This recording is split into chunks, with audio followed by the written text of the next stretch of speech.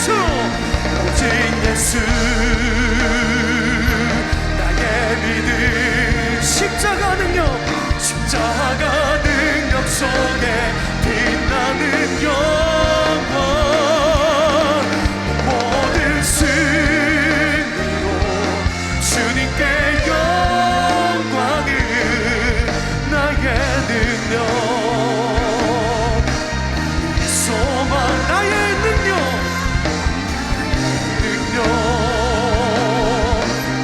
소망 선포합시다. 나의 능력, 나의 소망 주께 있네. 할렐루야. 우리의 소망, 우리의 능력이신 그 예수 그리스도 앞에 우리 감사와 영광의 박수 올리겠습니다. 아멘.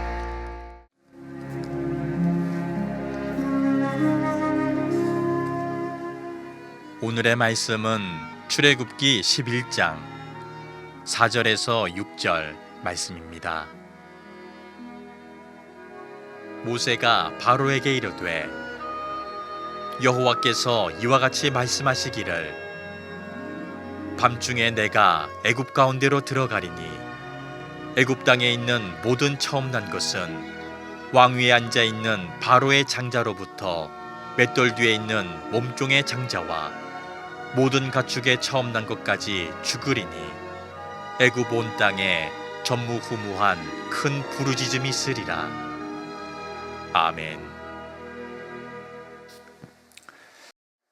여러분, 그냥 하나님을 아버지라고 부르니까 남들이 부르는 이름을 나도 생각 없이 부른다고 그렇게 여러분 인지하고 부르시는 이름이 아니라 아버지라고 부르는 하나님이 어떤 분이시고 그 아버지 됨이 무엇인가에 대해서 다시 한번 우리가 아는 것 같지만 깊이 생각해 볼 필요가 있어요.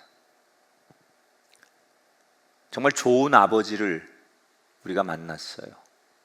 우리가 아버지라고 부르는 하나님은 도대체 어떤 분이실까? 다시 한번 오늘 성경에서 당신을 드러내시는 하나님에 대해서 알고자 합니다. 오늘 출애굽기 11장과 12장 전반부까지의 이야기를 나눌 겁니다. 지금 하나님께서 이집트 땅에 10가지의 재앙을 준비하시고 9번까지의 재앙을 내리시고 10번째 재앙을 준비하고 계세요. 그런데 이집트의 파라오 왕이 재앙이 올 때마다 두 손 들 것 같은데 계속 고집을 부리고 약속을 번복하고 그리고 자기의 뜻대로 하려고 하죠. 이 상황에서 하나님께서 모세를 부르셔서 10번째 재앙을 내리기 전에 모세에게 하나님께서 하시는 이야기가 오늘 성경의 시작이에요. 뭐라고 말씀하시냐? 1절 2절에 보니까 내가 이제 한 가지 재앙을 바로와 애굽에 내린 후에야 그가 너희를 여기서 내보내리라. 그가 너희를 내보낼 때에는 각기 이웃들에게 은금 폐물을 구하게 하라. 마지막 재앙을 예고하면서 몇 가지를 말씀하시는데, 첫째는 이 10번째 재앙이 끝나고 나면 이집트의 파라오 왕이 그동안은 절대로 보낼 수 없다고 붙잡고 고집하던 그 왕이 이 10번째 재앙이 끝난과 동시에 제발 떠나달라고 추방하다시피 너희를 내보낼 것이다. 하나님이 그렇게 예언을 하셨어요.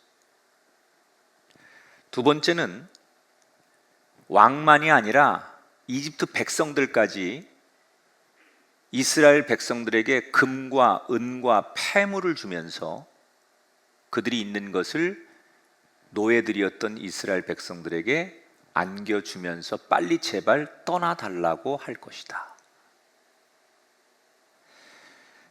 그러니까 10번째 재앙이 내려지면 그 재앙 후에 왕과 이집트의 사람들 모두가 이스라엘 백성들이 너무나 두렵고 감당할 수 없으니 제발 여기를 하루빨리 떠나달라.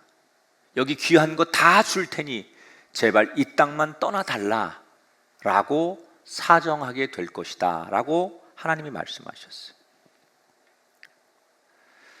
도대체 10번째 재앙이 어떤 재앙이고 얼마나 무시무시한 재앙이기에 이 재앙이 끝나면 이런 일이 있을 거라고 하나님께서 말씀하시는 걸까? 자, 10번째 재앙을 소개해 드릴 건데, 이걸 조금 제가 히브리 원문을 직역한 성경을 여러분에게 읽어 드릴게요. 여러분이 가지고 있는 성경과 조금 표현이 다른데 이게 히브리 원문에 가까운 거니까 이 성경이 더 정확하거든요. 제가 4절부터 6절을 원문에서 번역한 구절로 읽어드리겠습니다. 밤중에 내가 이집트 가운데로 들어갈 것이다. 바로의 맞이로부터 맷돌 뒤에 있는 몸종의 맞이 그리고 가축의 맞이까지 죽을 것이다. 이집트 전역에 전무후무한 통곡이 있을 것이다. 자, 하나님이 예고한 10번째 재앙은 뭐예요? 첫째의 죽음이에요. 그동안 많은 교인들이 이 본문을 어떻게 오해했냐면 장자의 죽음이다 이렇게 오해를 했습니다. 근데 지금 히브리 원문에 본 것처럼 장자의 죽음이 아니고 이집트 땅에 살고 있는 모든 생명체의 맞이, 첫째의 죽음을 얘기하는 거예요. 그러니까 맏아들이 죽는 건 당연하고 아들이 없는 집에는 장녀가 죽고 어린이만 죽는 게 아니라 어른들 가운데도 첫째 맞이는 다 죽고 이집트 땅에 살고 있는 가축들 중에 첫 번째 태어난 모든 생명은 다 죽는다는 거예요. 여러분, 이게 어떤 의미를 가지고 있느냐? 제가 창세기에서 한번 언급한 적이 있는데 고대 사회에서는 첫째가 주는 의미가 상상할 수 없이 큰 겁니다. 어떤 뜻이 있냐? 그 가문의 대표라는 거예요. 우리가 국가대표 운동선수들이 올림픽이나 월드컵이나 이런 데 나가서 우리나라 선수들이 져요. 그러면 개인이 진 게 아니에요. 나라가 진 거예요. 그게 대표란 말이에요. 지금 이 장자의 죽음은 그 가문을 대표하고 집안을 대표하고 모든 그 땅의 대표성을 갖는 게 다 죽어버리니까 이거는 그 땅에 엄청난 재앙이 온다는 얘기예요.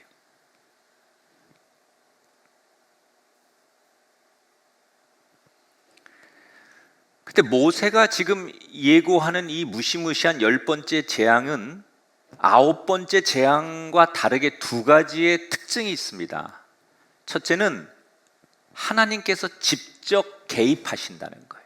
이게 처음이자 마지막입니다. 하나님께서 10가지의 재앙 가운데 다 간접적으로 모세를 통해서 또는 자연을 통해서 재앙을 내리셨는데 하나님이 직접 재앙을 내린 게 처음이자 마지막 이 10번째 재앙이에요. 그동안 하나님께서 자연현상을 통해서 나일강이 피로 변하고 뭐 개구리 때부터 우박 이런 거 모든 거는 다 자연현상을 통해서 하나님께서 이 재앙을 내리신 거거든요. 그런데 하나님이 직접 깨닫지 못하니까 하나님께서 개입하셔서 재앙을 내리시는 초자연적인 개입의 사건이에요. 여기서 우리는 신앙의 원리 가운데 때때로 사람들이 이런 얘기를 합니다. 하나님이 당신의 능력을 초자연적으로 이 땅에 보여주셨으면 얼마나 좋겠냐. 나에게 하나님께서 초자연적으로 나타나시고 개입하셨으면 좋겠다. 이렇게 요구하는 분들이 있습니다. 근데 잘 생각해 보세요. 하나님께서 지금 10가지의 재앙들 가운데 마지막에만 초자연적으로 나타나시지 나머지는 하나님께서 다 간접적으로 하나님의 살아계심과 하나님의 능력을 나타내시거든요. 그러니까 우리가 신앙생활하면서 하나님이 당신의 형상을 아주 초자연적으로 기적처럼 우리에게 보여주는 것이 하나님의 사건이 아니라 우리가 살아가는 일상을 통해서 평범한 자연을 통해서 하나님께서 당신의 뜻을 알려준다는 거예요. 그러니까 그리스도인들은 하나님의 초자연적인 무슨 엄청난 사건이 있어야만 하나님이 살아계신 것을, 하나님이 말씀하시는 것을 듣는 게 아니라 우리의 일상을 통해서 우리가 살아가는 삶의 자리를 통해서 하나님이 언제나 우리에게 말씀하고 계시다는 것을 알고 그것만 잘 우리가 듣고 배워도 하나님의 뜻을 충분히 알 수 있다는 거예요. 그래서 저는 이 시간 여러분을 이렇게 축복합니다. 여러분의 닫혀있는 영혼의 눈이 열려서 평범한 자연을 통해 역사하시는 하나님을 언제나 만나기를 축원합니다. 어두워진 영혼의 귀가 열리셔서 우리의 일상을 통해서 들려주시는 하나님의 음성을 듣게 되시기를 주님의 이름으로 축원합니다. 두 번째, 이 재앙의 특징은 이 땅의 그 누구에게도 예외일 수 없다는 거예요. 인간이 어떤 조건을 가지고 있다 할지라도, 왕일지라도, 아무리 지혜가 많고 지식이 있고 능력이 있을지라도, 아니 아무 능력이 없는 비천한 거지일지라도 하나님의 이 재앙은 이 땅에 살고 있는 모든 인간에게 누구도 예외가 없다는 거예요. 다만 하나님 스스로 이 재앙을 피할 수 있는 유일한 조건이 하나 있어요. 그 조건이 뭐냐? 7절에 이스라엘 자손에게는 개 한 마리도 그 혀를 움직이지 아니하리니 이렇게 나와 있어요. 무슨 조건이에요? 하나님이 유일하게 인정하는 백성일 때만 재앙을 피할 수 있다는 거예요. 오늘 이 시대를 살아가는 사람들이 제일 많이 바라는 게 돈과 명예를 얻는 거예요. 왜? 이 돈과 명예를 얻으면 사람들은 자랑하게 돼 있어요. 그래서 자랑하고 싶기 때문에 돈과 명예를 사람들이 원해요. 그런데 여러분, 너무 그런 것에 목매이시면 안 됩니다. 왜? 이 땅에 살면서 돈과 명예보다 중요한 진짜가 있는데, 그게 뭐냐? 하나님께 인정받을 때, 하나님의 인정받는 백성이 될 때 유일하게 하나님의 재앙을 피할 수 있다는 거예요. 여러분, 우리가 돈이 있으면 뭐하고, 왕이 되면 뭐하고, 지식이 있어 박사가 되면 뭐합니까? 하나님 앞에 인정받지 못하면 누구도 예외 없이 하나님의 심판을 받게 되지만, 하나님이 인정하는 사람이 되면 그 어떤 조건과 상관없이 그 사람에게 하나님이 내리는 재앙 속에 보호를 받을 수 있다는 거예요.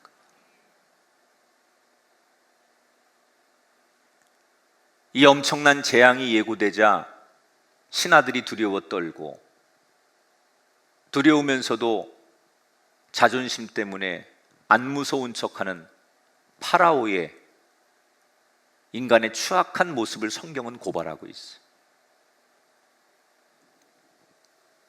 자, 이렇게 하나님께서 10번째 재앙이 예고되는데, 왜 하나님이 10번째 재앙으로 첫째가 죽는 재앙을 계획하신 걸까? 하나님이 재앙을 내릴 때 첫째가 죽는 것보다 더 무서운 재앙도 많이 있고 다른 재앙도 선택할 수 있는데, 굳이 하나님께서 10번째 재앙을 첫 번째가 죽는 재앙으로 선택하신 이유가 뭘까? 우선은 이집트의 신들을 심판하는 의미가 있습니다. 여러분, 이집트의 파라오 왕이 제일 믿는 자신의 든든한 백이 뭐예요? 태양신, 라라고 하는 태양신이에요. 이집트 사람들이 가장 의지하는 신이 오시리스라고 하는 신인데, 이것은 생명과 죽음을 다스리는 신이에요. 타우르트라고 하는 신은 집을 관장하고 또 보호해주는 평범한 일상의 신이라고 믿어요. 그러니까 이집트 사람들이 자기들이 믿는 신이 얼마나 무력하고 아무것도 아니라고 하는 것에 대해서 하나님께서 심판하시는 거예요, 지금. 그런데 이것보다 사실은 더 큰 의미가, 왜 하나님이 굳이 첫째들을 죽음으로 몰아가는 심판을 10번째 재앙으로 선택했느냐? 이 신들을 심판하는 것보다 더 중요한 의미가 여기에 숨어 있어요. 하나님의 진짜 의도가 뭔가가 나와 있어요. 근데 이 의도를 알려면 오늘 11장의 본문을 봐선 모르고요, 다시 1장으로 넘어가야 돼요. 우리가 공부한 1장 22절에 가면 무슨 일이 있었느냐? 바로가 그의 모든 백성에게 명령하여 이르되 아들이 태어나거든 너희는 그를 나일강에 던지고 딸이거든 살려두라 하였더라. 출애굽기가 처음 시작할 때 여러분 무슨 일이 있었어요? 이집트 땅에 이스라엘 백성들이 많아지는 것을 두려워한 이집트 왕이 산파들을 동원해서 아들이 태어나면 죽여라. 그런데 산파들이 말을 안 들어요. 그러니까 강제로 법을 만들어서 어떻게 해요? 지금부터 이스라엘 백성들 사이에 태어나는 아기 가운데 남자일 경우 무조건 나일강에 갔다가 버려서 죽여라. 이걸 강제로 군인들을 시켜서 강제로 집집마다 아이가 태어나면 남자인지를 확인해서 그 아이들 나일강에 전부 갖다 버리고 죽였단 말이에요. 그래서 나일강변에는 아침 저녁으로 그 아기를 잃고 아기를 빼앗기고 아기를 버리고서 흐느끼는 부모들의 울음소리가 날마다 나일강변에 끊임없이 그 부모들의 울음소리가 메아리 쳤다고 해요. 그때 자녀들을, 태어난 아기들을 빼앗기면서 나일강에 죽어가는 그 아기들을 보면서 대부분의 이스라엘 백성들의 부모들이 뭐라고 하나님 앞에 울부짖었느냐? 하나님은 뭐 하십니까? 왜 하나님은 가만히 있습니까? 그들의 울부짖음 속에 하나님을 향해 절규하는 거예요. 도대체 하나님은 어디 계시고 하나님은 뭐 하시는 겁니까? 하나님 나의 아버지 맞습니까? 왜 가만히 있습니까? 이렇게 하나님을 울부짖으며 부르짖었어요.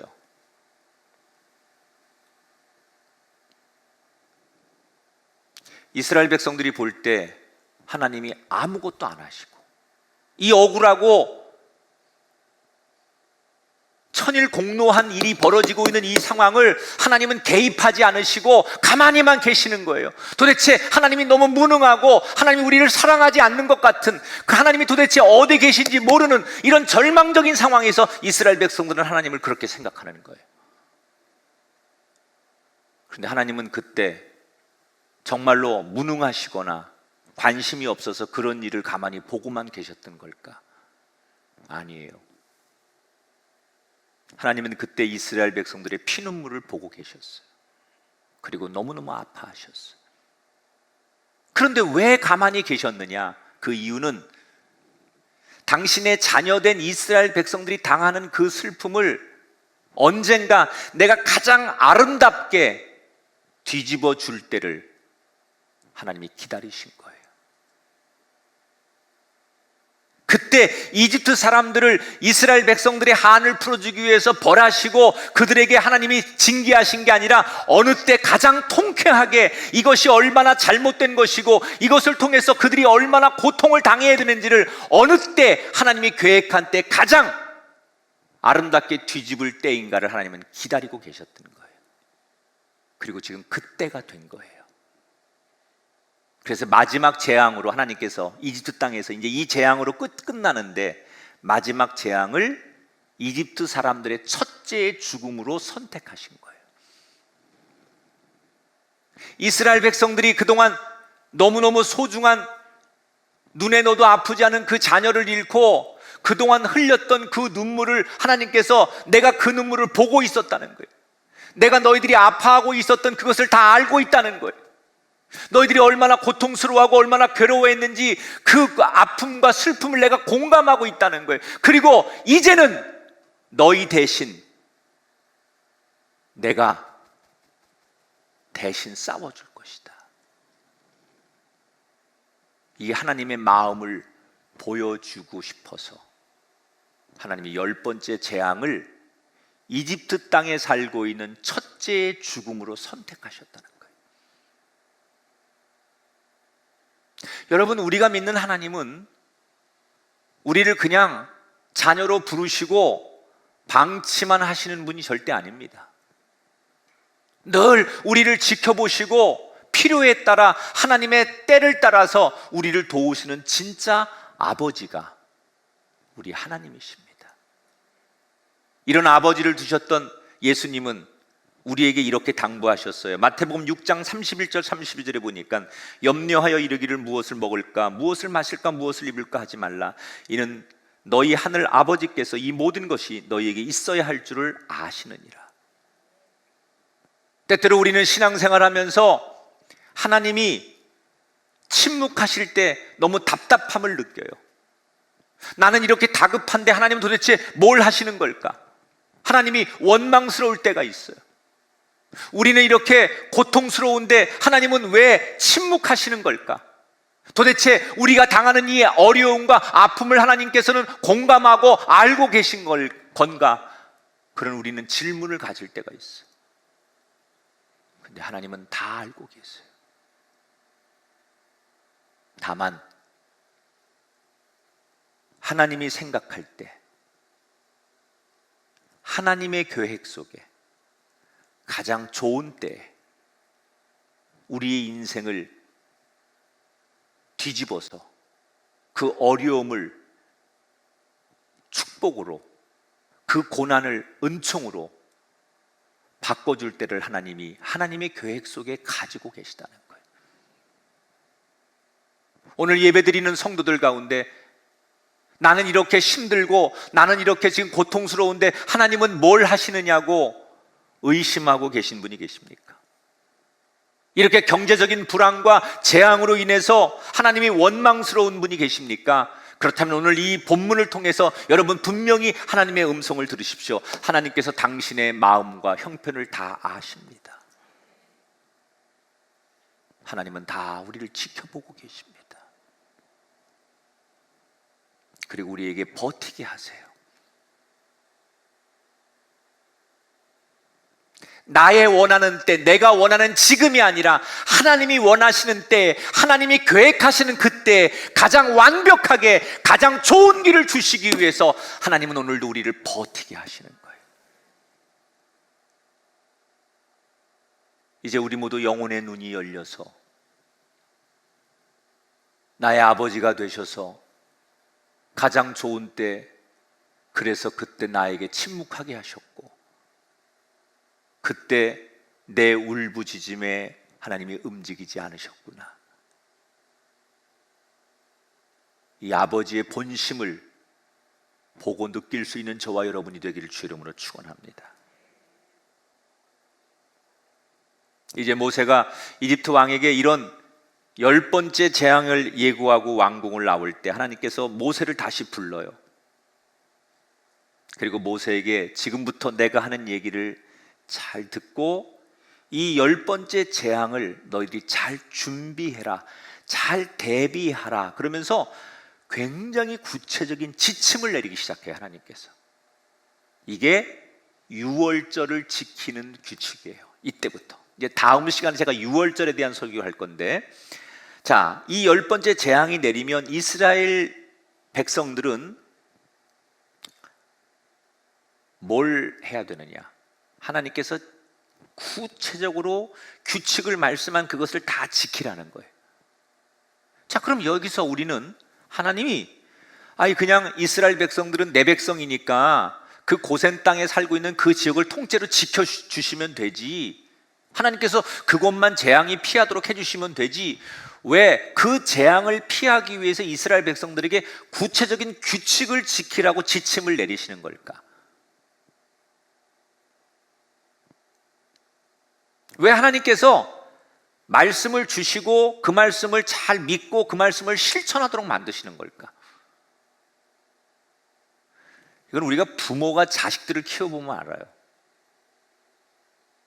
아무리 세대 차이가 나고 우리가 젊은 감각이 없어도 부모는 자식이 부모의 말을 잘 듣고 부모를 신뢰하고 부모의 말에 순종해주는 자식을 부모는 흐뭇해해요.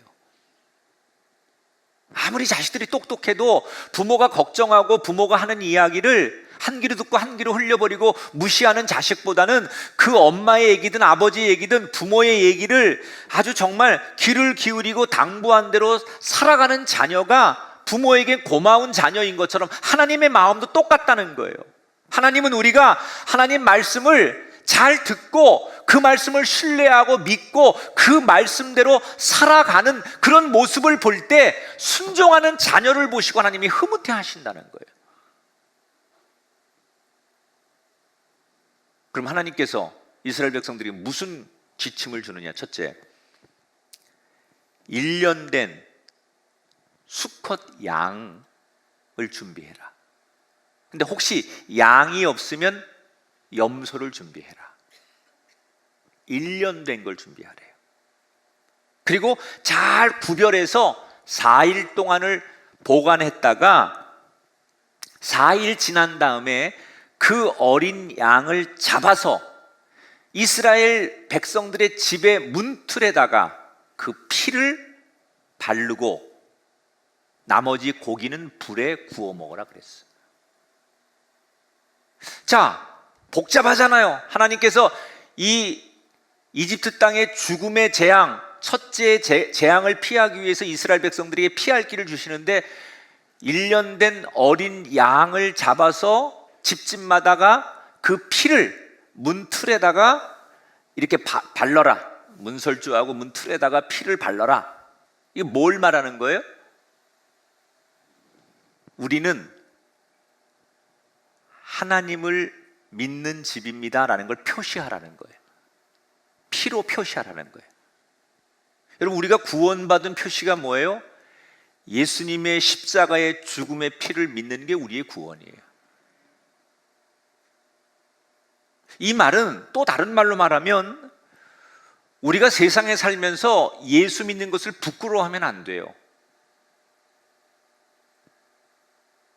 교회에서나 좋은 장로님, 좋은 집사님, 권사님 되는 것으로 내가 신앙생활 잘한다고 생각하면 안 돼요. 하나님은 우리가 어느 곳에 있든지 내가 하나님의 백성입니다. 나는 교회 다니는 사람입니다. 나 예수 믿는 사람입니다. 나는 그리스도인입니다. 이것을 드러내라는 거예요. 내가 예수 믿고 교회 다니고 신앙생활하는 것을 부끄러워하지 말고 내가 표시를 드러낼 때 그게 진정한 하나님의 자녀라는 거예요.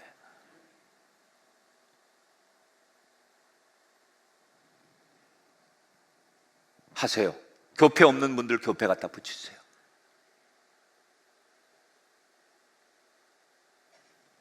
집에 들어가면 가장 좋은 거실에 교회가 주는 달력이나 또는 목사님이 주는 성구 같은 걸 늘 놓으세요. 그래서 누가 오든지 대문에서부터 우리 집에 들어와서 이 집은 하나님의 백성이구나, 이 집은 예수 믿는 사람이구나, 택배기사가 오든 경비실 아저씨가 오든 누가 오든 간에 이 집은 예수 믿는 집이구나라는 것을 드러내는 삶,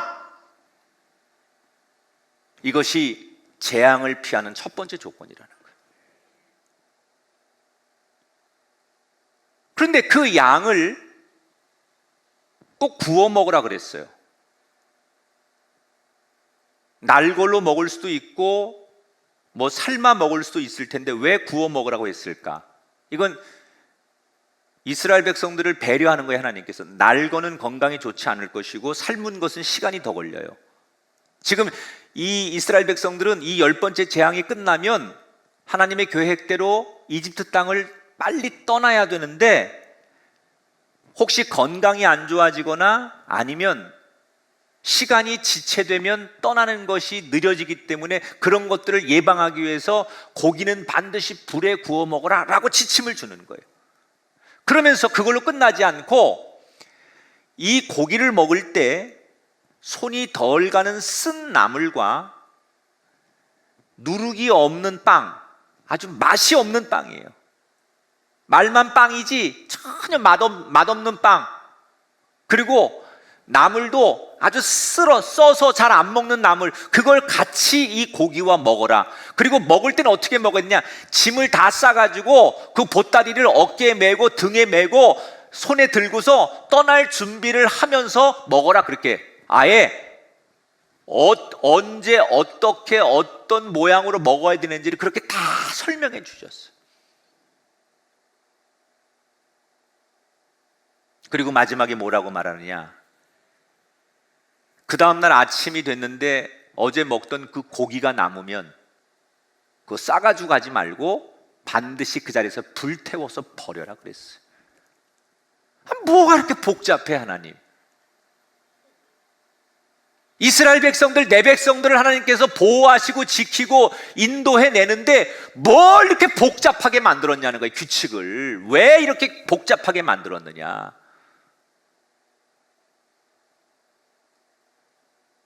이게 하나님의 섬세한 배려거든요. 왜 불태우라, 남은 음식을 가져가지 말고 왜 불태우라고 했을까? 그 의미는 딱 이거예요. 내가 너희들의 필요한 것을 공급하고 책임져 줄 테니 걱정하지 말라는 거예요. 이스라엘 백성들 중에 지금 이 이집트를 떠나서 이제 가나안을 향해 이 광야로 나가게 되면 혹시 먹을 것이 떨어지면 어떻게 하지? 비상식량이라도 좀 가져가야 되니까 몰래 숨겨서 다 자기들이 욕심껏 먹을 걸 보따리에 막 챙겨가면 여러분 보따리가 많아질 거 아니에요. 그럼 걸음이 느려지게 되고 개인적인 자기 욕심과 자기 혼자 살겠다고 하면 이스라엘 공동체가 형성이 될 수 없는 거예요. 그래서 하나님께서 먹는 것, 입는 것, 마시는 것, 잠자는 것, 그 모든 것은 내가 책임질 테니까 너희들 그런 걱정하지 말고 다 놔두고 가라, 그거예요.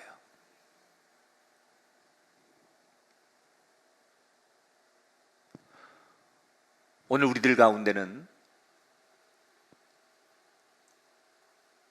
앞날을 걱정하면서 도대체 나는 어떻게 살지? 나이 먹을수록 난 누구를 의지하지? 이렇게 불안한 세상일수록 내가 뭘 의지할 수 있지? 그래서 불안하니까 사람들이 더 많이 가지려고 해요. 그래서 빚을 내서라도 젊은이들이 영혼까지 탁탁 털어서 지금 주식에 투자를 하고, 빚을 내서라도 집을 한 채 가지고 있어야 되고, 불안하니까 사람들이 못 믿는 거예요. 그래서 뭔가를 쥐고 있어야 되는 거예요. 저와 여러분의 모습도 다르지 않아요. 우리가 하나님의 자녀라고 말하면서 우리는 문득문득 불안과 두려움을 느껴요. 그래서 우리가 하나님을 등지고 세상을 바라보면 어떻게 살아야 될까? 어떻게 자식들을 키우고 우리도 남들처럼 살아갈 수 있을까? 이런 근심 때문에, 걱정 때문에 우리가 잠 못 이루어할 때가 있어요. 그건 오늘 성경의 이스라엘 백성들에게 말씀하시는 진짜 아버지를 우리가 오해하기 때문이라는 거예요. 오늘 하나님 아버지가 우리에게 뭐라고 말씀하세요? 무엇을 먹을까, 무엇을 마실까, 무엇을 입을까 염려하지 말아라. 내가 너의 필요를 채울 것이고, 내가 너의 자녀의 인생을 인도할 것이고, 너의 앞길을 예비하리라.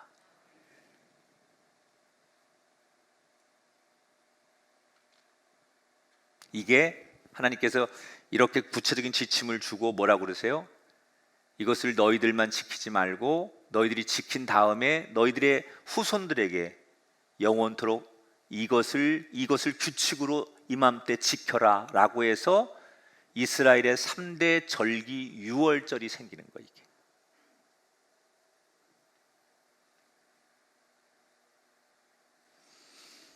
자, 이제 오늘 설교를 정리하면서 마지막으로 여러분에게 나누고 싶은 게 있어요. 10번째 재앙에 대한 지침을 내리시면서 하나님께서 어린 양을 준비해라. 1년 된 어린 양이 가장 아름다운 양이거든요. 1년 됐을 때가 양은 가장 아름다울 때예요. 그걸 하나님을 위해 준비해서 나흘 4일을 그 양을 구별해놔라 그러셨어요. 왜 나흘일까요? 내일 쓸 거면 하루 전에 준비하면 더 좋잖아요. 근데 왜 하나님은 굳이 나흘을 구별하라고 하셨을까? 첫째는 이스라엘 백성들에게 이건 준비하는 시간을 주는 거예요. 여러분들 준비된 예배자가 되시고 준비된 하나님의 사람이 되기를 주 이름으로 축원합니다. 두 번째 어떤 뜻이 있느냐? 이 막대 먹은 파라오 왕에게 회개할 수 있도록 마지막 기회를 주시는 거예요. 지금 모세가 이집트 땅에 마지막 10번째 재앙이 임할 거라고 예고한 지가 4일이 지나서 재앙이 시작돼요. 그러면 그 4일 동안 이집트 왕이 두렵든 무섭든 어떻게 해서 이제라도 회개하고 이스라엘 백성들을 풀어주면 어떻게 될까요? 하나님께서 재앙을 멈추시는 거예요, 그 땅에. 그럼 죄 없는 이집트 백성들의 첫째가 죽지 않는 거예요. 왜 4일을 주시는 거냐? 하나님은 끝까지 이스라엘 백성만 사랑하시는 게 아니에요. 하나님은 파라오 왕에게도, 악인이지만 그에게도 회개하고 돌아올 기회를 주시는 거예요. 이 복음은 하나님 앞에 용서받지 못할 죄인이 없는 거예요. 우리가 판단하면 안 돼요. 저런 사람은 교회 오면 안 된다는 거야. 저런 사람은 예수 믿을 자격도 없다는 거야. 저런 사람은 우리 교회 공동체에 오면 안 된다는 거야. 그러시면 안 돼요. 누구라도 하나님은 그 사람이 회개할 기회를 주시는 분이에요. 아무리 못된 자식이라도 부모가 끝까지 기다리듯이 그동안 아무리 잘못 살았더라도 진심으로 회개하면 하나님은 용서해 주세요. 하나님은 지금도 여러분이 하나님 앞에 돌아오기를 원하십니다. 하나님 앞에 엎드리기를 원하십니다. 진심으로 그 아버지를 아버지라고 부르기를 원하십니다. 그때 당신의 인생에 회복이 시작될 줄 믿습니다. 저는 오늘 설교를 마무리하면서 우리가 이렇게 중얼거렸으면 좋겠어요. 하나님이 나의 아버지여서 참 행복합니다. 내가 하나님을 아버지라고 부를 수 있어서 참 다행입니다.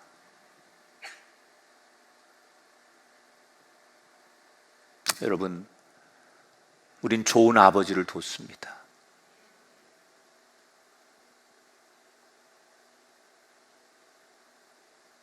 정인이가 그 양부모가 아닌 다른 양부모를 만났으면 어떻게 됐을까라는 생각을 제가 계속 했듯이 우리는 너무나 좋은 아버지가 있습니다.